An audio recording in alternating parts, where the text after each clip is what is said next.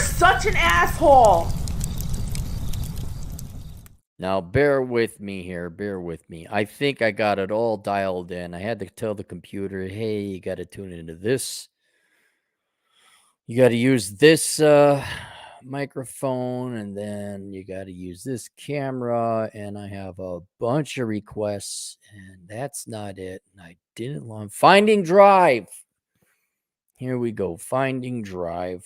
This is brought to you by The Dad You Never Had, link below, and Menu Life Without the Opposite Sex, of which I'll go into later. Hello, Aaron. I graduated college with my finance degree. You graduated from college. You do not own the college and graduated. You graduate from college. I know your generation all went to community college, and the Ivy League means nothing now, and you're just a bunch of goofball monkeys banging rocks with sticks. Okay, but for those of you who still want to remember the days that there might have been some semblance of an education in college, you graduate from college. Hang on. I got to read it again. It's part of a joke. Hello, Aaron. I graduated college with my finance degree. Girls suck peen now? Yes, girls suck peen now. Military discount appreciated. How much for a YouTube video about finding drive in life after financial security is attained and the girls are an understood impossibility? Related to the menu, could you summarize any non-monkey related philosophies and activities that make you enjoy life? Well, I list them in the menu. And I gave the menu my entire shot. Like I wanted it wasn't necessarily things I enjoyed, but I knew other people did, or I theorized people would like. So there's not much left. I gave the menu, everything I listed was on the menu. Perhaps larger categories, which had many subcategories to it. But I put it in there, and the activities. I'll answer this, and then we'll go to the kind of the more detailed, or the sub question you were asking. The detail. What do I like in life? You guys know I go hiking. I like motorcycle riding. I think vice is great as long as it's controlled. That's called Epicureanism. I swear to God, if you spurred because an audit's coming in, actually, Epicurean, shut the fuck up. Epicureanism is like responsible hedonism. There, I just made it palatable for the masses. I think the best vice is sex, especially nowadays that you got birth control. I have a vasectomy. I don't care what you fuckers do. You can risk STDs and having children. I had a vasectomy. No, I'm good, sir. See, every guy who has a vasectomy should have a monocle. I see. You're a finer man than the rest of them. Ha yes. Sex without consequences, my good man. I see you have a monocle. Yes. My philosophy is focusing on freedom above all else. That's me personally. Some people might focus on love. Other people might focus on accomplishment. Some people focus on philosophy, like intellectual pursuits, like they're really passionate about physics. But yeah, I mean, and then there's new stuff I'm going to do. I'm going to try power paragliding. I'm going to do international travel, though that's more for work. But that's me. That's not you. And the book provides ample, like I go through it all. I go through it all, and there it all is. And so I asked I says to the guy, well, if you read the menu, that's about all I got that can provide motivation. You sure you want a video where I'm just recapping the menu, which is linked to below, by the way? I guess I could go into the motivation aspect as opposed to the actual activities. Would that be something you're interested in? And he said, sure. The dormancy feeling is hitting me hard with no fuel in the tank. Right, because once you gain financial security, that's a big level of Maslow's hierarchy it needs to get through. Is once you got financial security, then you're not like threatened by death or starvation or saber-toothed tigers anymore. And then you got like, okay, what do I do now? And then you are right. Normally there would be women there with children and family, and you would move on to that stage in your life. But that is rapidly becoming for a minority. Most people are not going to be getting married now going forward. That's forecasted. All right, 45%. And then you throw in the percent that aren't going to be happy and end up divorced anyway. It's 75% of you effectively will have never or might as well never have gotten married anyway. Big bag of fuck you. There we go. Before I was financially free, it was easy to wait. Before I was financially free, it was easy to suffer with a goal in mind. Right. Now no goal really seems worth the effort. Exactly. Humans are not programmed for this, especially males. Males are not programmed like to not have something to do. This is why a lot of guys like they'll retire and then die within 2 months. And now no goal really seems worth the effort, but just giving up and laying on the couch or checking out early aren't valid options either. The video on what you found gets you going would be good. Thanks, John. So I had to sit down and think about this a little bit, but let's go through a couple of the things. All right. First of all, you all know my life, my freedom, what motivates me, I've said this many times before, is that you're going to die. That should be the number one motivator, that like you're going to die. If you die tomorrow, or you know you're going to die tomorrow, you're like, oh shit. It all of a sudden snaps you out. Now, I already knew about finite and being mortal. I already was like, no, I got to go and have fun and do and jump and all this other stuff. It also helps not to be religious, but if you're looking for something to do, that really helps if you are religious, because then you know what to do. Go to church, worship God, participate in the church or the synagogue or whatever. All right. So that's some, but in some ways, being an agnostic or an atheist, you should be, by the literal definition, mortally afraid of your life ending, because it will end, and it would do you a real good service and everyone else to sit down and think for like a full day, what would it like to be dead? And it's going to be a pretty quick answer, because like, well, there'd be nothing after it. Like, that is what scares me, is you're not going up into the clouds or down below and there's people to talk to.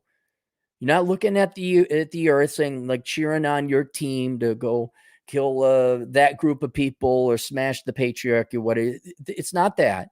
You simply do not exist anymore. Your sentience is over. You, as I said, you won't even be around anymore to recognize the blackness, because that would take a mind to recognize it.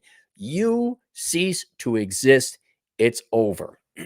So since the only thing that you are ever going to remember or experience is the here and now, and that ends, you should be getting off your ass and going finding everything to do. And that's why I titled it The Menu, because here you are on earth, whether it was God or nature that brought you here, you have a spectacular gift to avail yourself of. And whether that's trying ice cream, volunteering at the dog shelter, going motorcycle, whatever it is you want to do, go do it. Even something as simple as enjoying a quiet cup of coffee at the coffee store, not rushing around and doing anything. Go and do it. Like today, I did my hike. I went up on top of the saddle and I just sat there and looked down, relaxed. Sent out some pictures, giving everyone the finger. Ha ha ha! Look at you working. Ha ha ha! Made me feel good. Yes, it did give me purpose and meaning in life to whip off. How's the commute? It did. I exist. Existentialism. I'm here. I'm being purposeful. I will leave a legacy. But yeah, that's the thing. You're gonna die. So the best thing I can recommend you do is scare the piss out of yourself, fully understanding what it means to end. And then you'll get motivated and go do shit. Then religious people, then see the paradox there is, well, but I even had to convince my old man. I'm like, look, I know you think you're not gonna die. You just die, but then you go and live somewhere else. And you think it's gonna be forever and up there with God. I don't believe that. Could you please come fucking visit me before you die? So at least I'm happy. And he did, because I'm a good argumentative type of guy. But if you're religious, and I envy people who are religious, there it is. What do you mean? What do you do? Go worship God. Go worship Allah. Go worship Vishnu. Go do your thing. There's books. There's an instruction manual that comes with every religion. It's like, here are our rules, blah, blah, blah, and kill those other motherfuckers. Maybe you want to hold off on the killing the other motherfuckers, but it's right there. And there's a community. You can belong to it. And it's just like, it's a blessing. It really is. Second thing, second of 5 or 6, 2 of 6. get to understand the concept, you get to. I think it is in the menu. I talk about how the Germans immediately after World War II had less rates of self-ending and suicide, depression. Now we can't monetize it, because they had something to do, rebuild Germany. And then they found in the 90s when Germany was kicking ass and taking names, or at least West Germany was, because communism sucks. Look it up. There were 2 Germanys. Oh, you must have had public school teachers for teachers. There were higher rates of sadness and self-deletion. And so that's because they didn't have anything to do, or they had less to do. They just wore shirts like this and said sprockets, and made really over-engineered cars. Very snooty, yeah. Not as much as the French. Anyway, in there I talk about how it doesn't make sense at first, but if you think about it, they actually had something to do. There was a reason to get up in the morning. And you need to get up in the morning and realize you have something to do. Now, a lot of this, Dr. Peterson, Jordan Peterson was talking about, like, you get to make your bed, you get to brush your teeth. And if you want to look at the deep brass tacks of it, it's Sisyphus's rock, pushing the rock up the hill. But if you understand it correctly, you realize you have the opportunity today. And I don't want to be one of these, you get to wake up and every day is a blessing and you should shut the fuck up. Right? I like, no, on a more serious note, you get to. Like, my car got a flat. All right. I was tired of looking at computers from banking all my life, and all I do now is still look at computers for work. And instead of just sitting there like doing more videos and whatever, like, oh, the car, I got a flat. Well, you know what? I get to repair the flat. I get to actually be manly. You know, repairing a flat's not terribly manly. But I mean, for millennials, like, you've never heard of that. I'm like, Zoomers, you're like, what do you mean a flat? Cars go flat. I don't own a car. I don't have a driver's license. Jeez, why does it sound like Jimmy Stewart? Anyway, so I got to, okay, turn the car wheel. Here's the soap water. Okay, there it is. Pull the thing out, put the plug back in. I'm too light. I had to pull the car, push against the wall, get it in, thread it back, cut it out. Girlfriend thought I was manly. She put on a cute little outfit, like, hey, I'm a hero. I've done more than most college graduates. I did something productive. Hey, it's true. But at first I was like pissed off. God damn it. Something. But then it's like, okay, what else was I going to do? Yeah, I sit in a hot tub. Sure. Okay. Play video games. All right. Whatever. But no, I get to work on the car. It is and then I have a story to tell. And maybe that helps is, what will you be able to claim you did over the course of your life? All that is history. All there is history, is your legacy, what you left behind. Well, he could fix a car, or I got to repair that tire, or I got whatever, write a book. I hate writing books, but I get to write the book. It is something to do. And what you will find, for example, a fair amount of people I know are doing like a January diet, and part of it is you don't eat. I mean, you eat, but you don't eat like one meal a day. People are like, yeah, you know what? Keep your mind busy. Idle minds, or what, the devil's hands or something like that. Idle minds sit and think about why they're idle. It's a miserable existence. If you have something to do, whether it's fun or whether it's a chore, whether it's work or whether it's a hobby, your mind is not kept off of thinking your existential purpose in life, but it's something that you get to do. And you don't get to sit there and like, I'm bored. You're not bored. You're busy repairing a car tire, or I don't know, raking the yard. Especially now with podcasts. Oh man, I remember one time I was at my house and some family was coming over. So I was going to do my level, Aaron Clary level of cleaning, which is not that high, but it's enough. And it took 4 hours because the floors got dust on them and I hadn't cleaned in a while. I'm like, I better do it. It was time. So I'm going over the baseboards. It was 4 hours of cleaning and sweeping and vacuuming and mopping and, cleaning toilet. Just a good, thorough cleaning. And I was listening to Endymion and Valiant Renegade and Critical Drinker and It's a Gundam and Nerdrotic and all those guys. I just enjoy. Oh, and then Midnight's Edge and Captain Midnight. I was just enjoying all great podcasts, and I really enjoyed it. And at the end of that, I was like, that was actually a pleasant experience, even though I was working. So you get to battery saver is on. Plug in your device. All right, hang on. I got to do this now. I knew that was going to. I'm testing a new laptop, guys. Testing a new laptop. It's so important I have this new laptop. I got to plug it in here. Oh, by the way, USB-C. You think, oh, USB-C charge. I can plug it into a mobile phone. No, or mobile battery. No, you can't. It needs to be plugged in. That was a lie.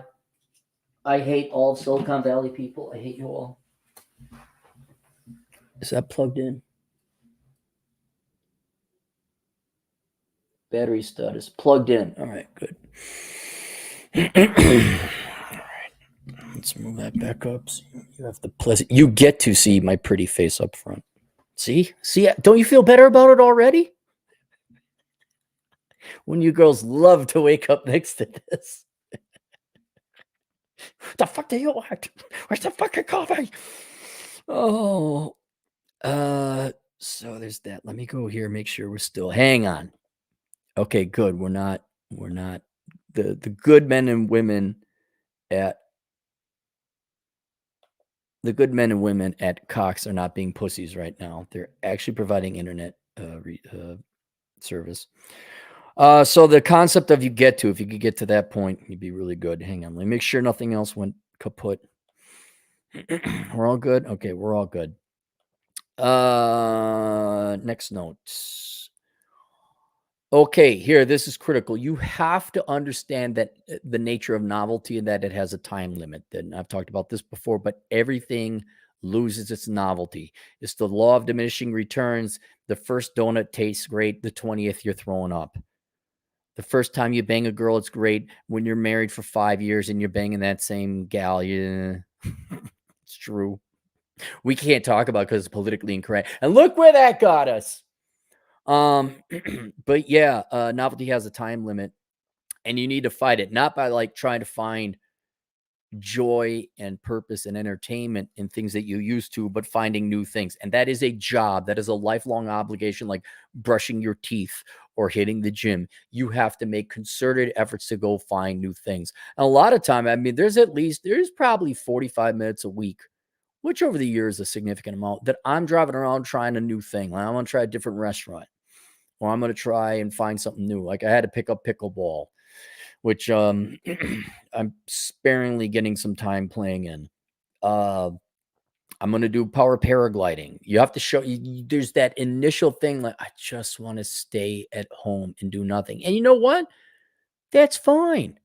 You should after busting your ass. Everyone thinks you got to go from one thing immediately to the next. No, man. Like look at Atham. After he went through hell getting his degree and working full time, he should take a 3-month vacation of just sitting there playing video games, drinking, and sleeping, and working only 45 hours a week. But then once you're rested up, like okay, go find something else. And I'm more of a type A type, so I'm kind of like, okay, I'm tired of this. I don't like downtime at all. I'm like, we're doing something every minute. Why? Because you're gonna die.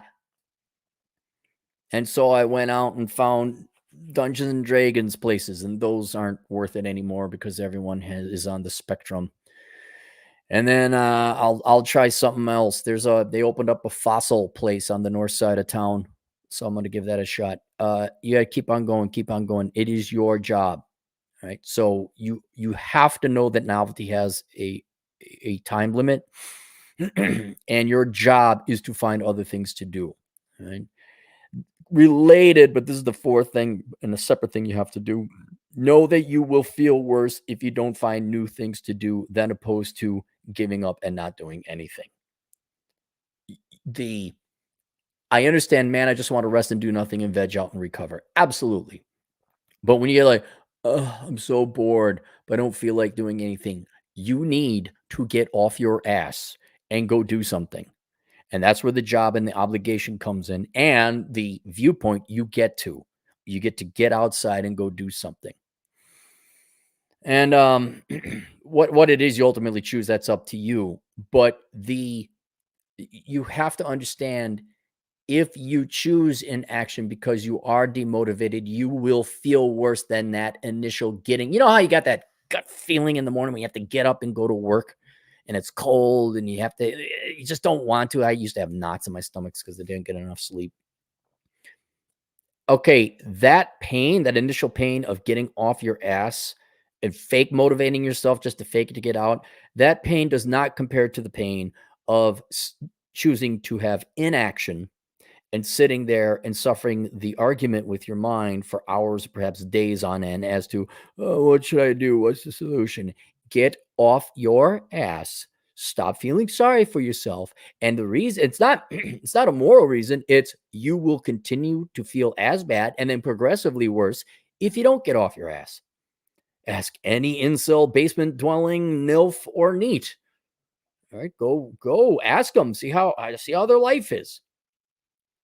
And so no matter how uncomfortable, no matter how much you don't want to, you better, because it's going to be feeling better in the long run.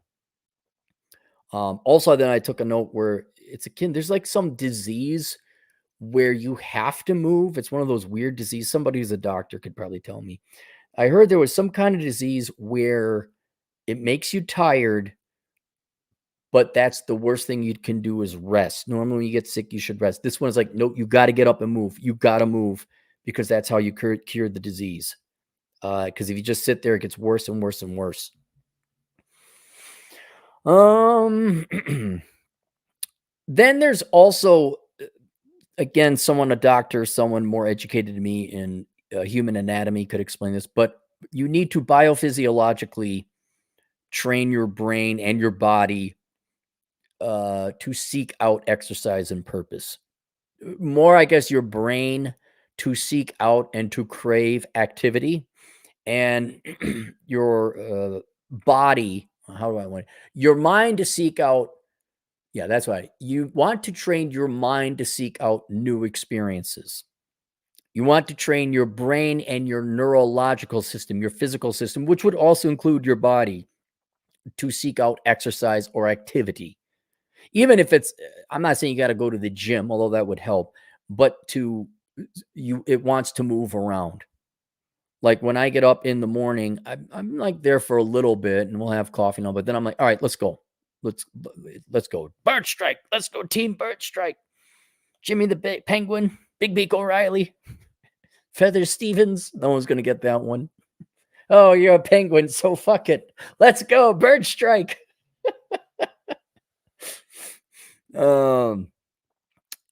And I don't know what happens at the biological, molecular, neurological level, but you need to get out and go do things. You should have a regular workout regimen. It took me years. Now I think about it to get to the point where I don't look forward to going to it. I still don't like the gym, but I all of a sudden kind of look to it, and instead of finding an excuse, it's kind of like, oh no, I kind of want to go to the gym. I don't really like it per se, but I do want to go there, if that makes any sense. And this is kind of a similar thing when it comes to becoming sober off drugs or alcohol.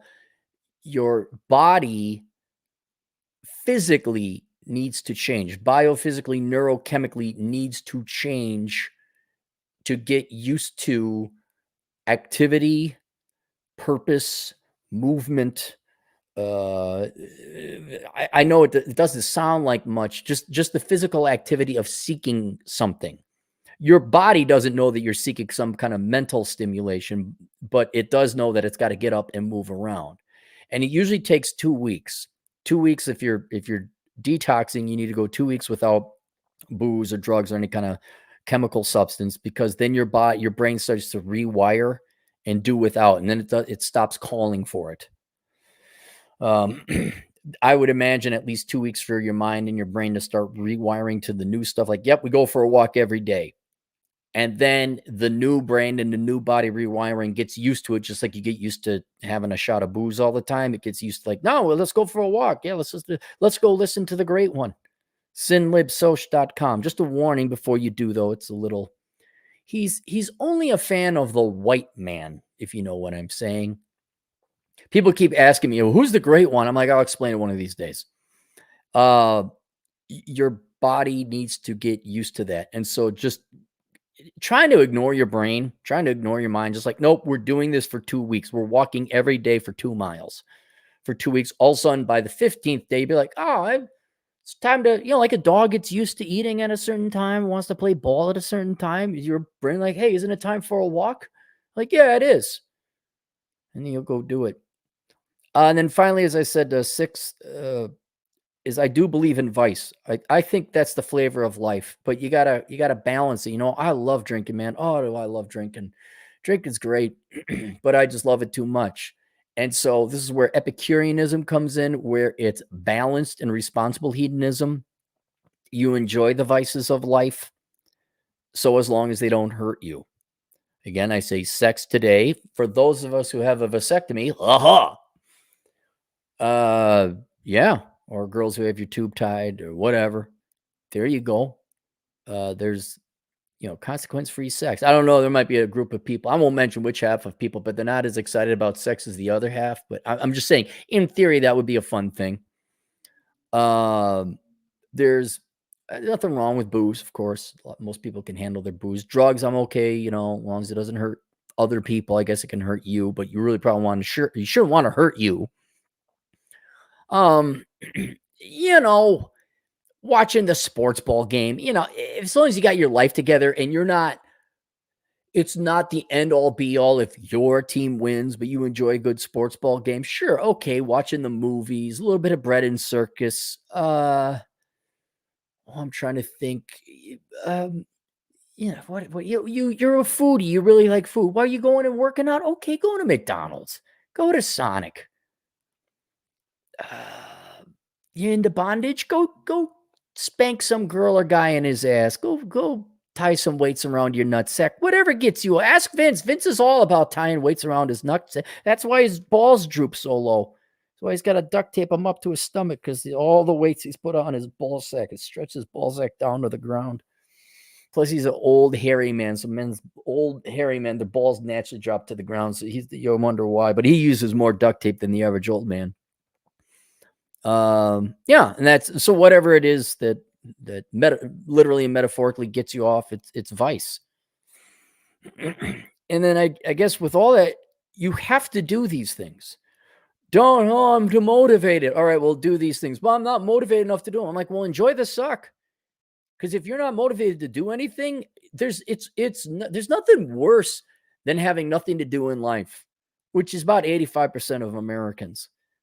All you do is watch TV and you're doing, well, why don't you get off? Whoa, anything but get off my ass. That would take work. Well, then I don't know why you're alive, perfectly honest.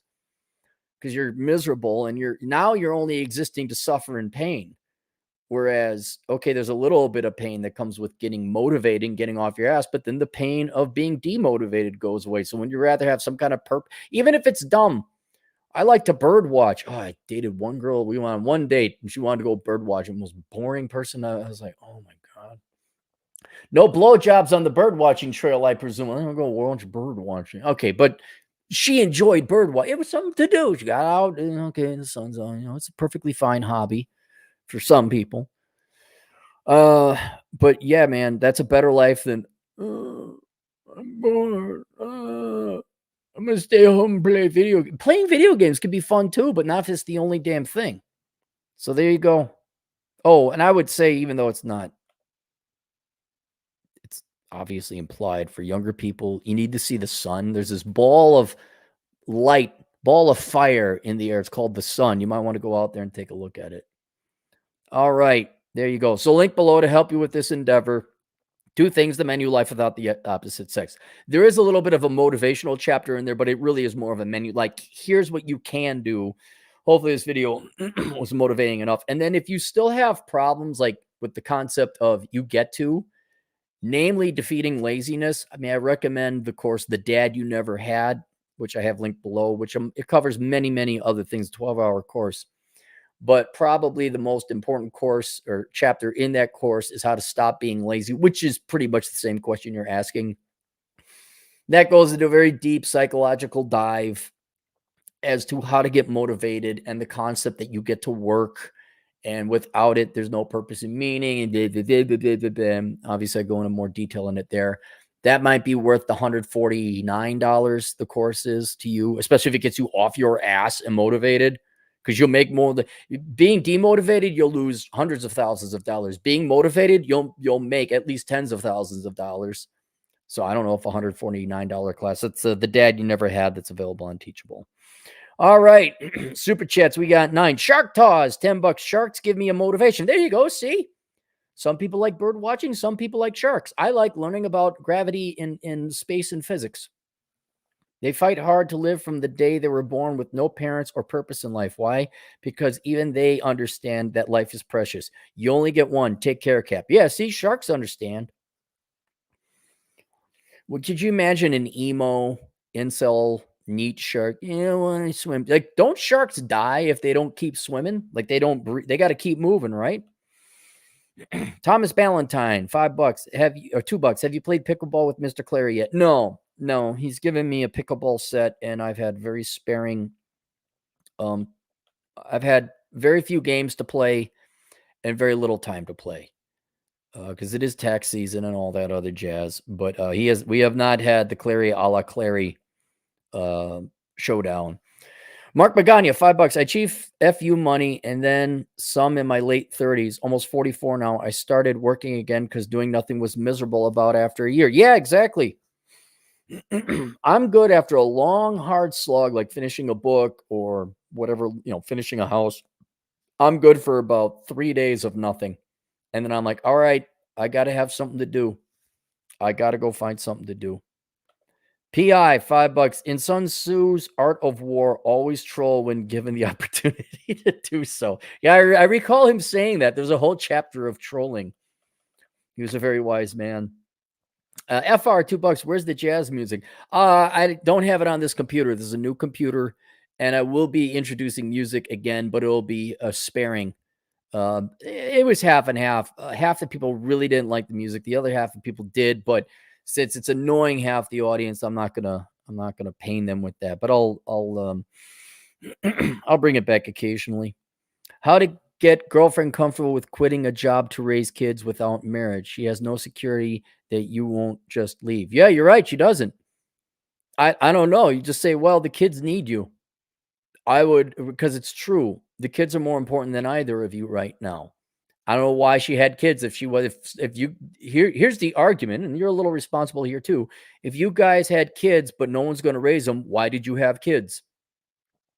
And to me, it's a very simple issue of who makes the most money. Do you make the most money? Well, then you go work and she raises a kid. But if she makes more money, well, then you should go raise the kids and she goes makes the money.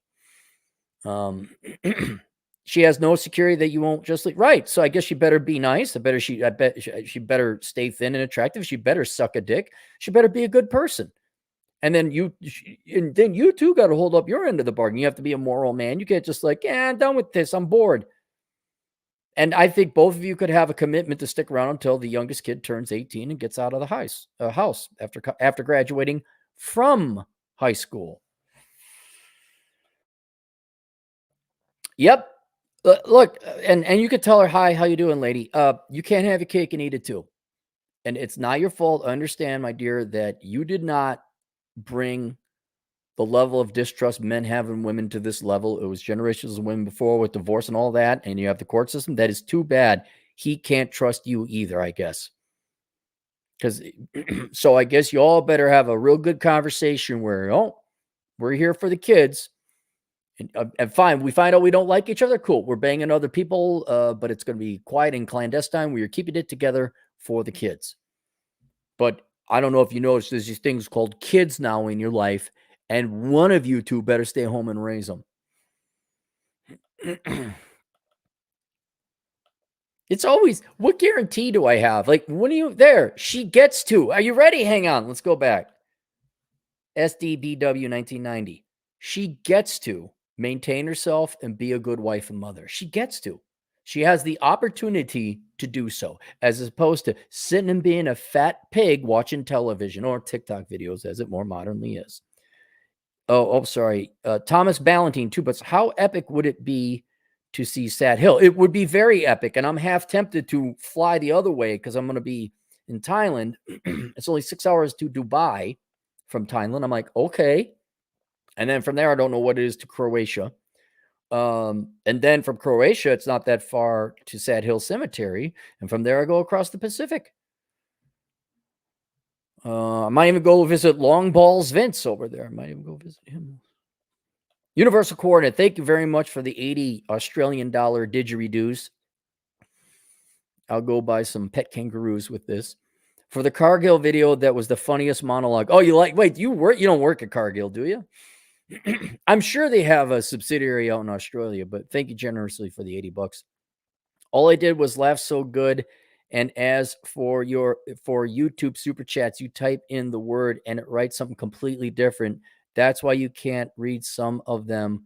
We all have high IQs here. What do you mean it writes in something different? Can you go back and edit it? Like if you mistype something, does it autofill? And if you fail to correct the autofill, it's been pretty horrible. And maybe it's not your guys' fault, but I've gotten some super chats. I'm like, guys, you're paying good money and there's a ton of typos. Yeah, that Cargill thing. I forgot how I got on that. I don't know if there was an article or something. Like Cargill, like I've never interviewed there, not once, not. And then here's another thing, Universal. You get a kick out of this. You go in the comment section, be like, "Oh my God, Cappy, you better not be doing these woke TikTok type of thumbnails." I'm like, guys, I'm not. That was a joke. That was the spoof. Oh, shock. That was the whole joke. I might do another one out of the spoofiness, but yeah, my thumbnails are not going to be Mr. Beast or Sniper Wolf or Spider Wolf. It's not going to be that. Thomas Ballantyne, $5. How possible is it in future USA that the circumstances which surround us, say economically, make it impossible to enjoy all the things life has to offer? Well, that's if you're poor, you can't enjoy most of the things. Yeah, that's why you better be a minimalist. That's why you better have like plan now. Do you have a well? Do you have solar panels? Do you have like some food? Do you have a skill? You get to grow your own food. You get to go on patrol. You get to take shifts while everybody sleeps. You get to fight the warlords.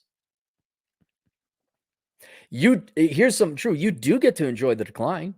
You get to see all these sanctimonious assholes, whether it's the ghetto, the barrio, the trailer park, or the suburbs, or the know-it-all inner cities. You know, the establishments, the college campus, all those people are going to be proven so wrong. They're going to be proven wrong with starvation and murder. They are. I mean, theirs, because they're like, but I voted the right way, slit. And hey, look, he's got some clothes. Hey, look, if things get bad enough, this is technically protein. Oh, you have a daughter, but you all voted the right way? Slit your throat, take your wife and your daughter, and now they're part of a concubine for the local warlord that 6-month period of relative peace and prosperity. And as long as you have guns and ammo and a team, you might be able to watch this. It's not going to be fun, but you get to see this. You get to see the collapse. Wouldn't it be cool to see the collapse of the Roman Empire? Wouldn't that be neat to see? I'm sure you'd like to see the ascent of the Roman Empire, but wouldn't it also be interesting to be around to watch the Roman Empire collapse? But you prepared for it? So I know that's dark, but you're not going to stop these. But yeah, you gotta or prepare. Like, okay, go to where it's not the West. Oh, look, where there's fresh water and food growing from trees here. And if I just tend the fields, I'll be able to trade my mangoes in and join another culture and community that I'll just leave alone and they'll leave me alone. You hope. So there you go. All right, that's it. Link below. The menu, Life Without the Opposite Sex, also the course of the dad you never had. We'll see you guys later. Toodles.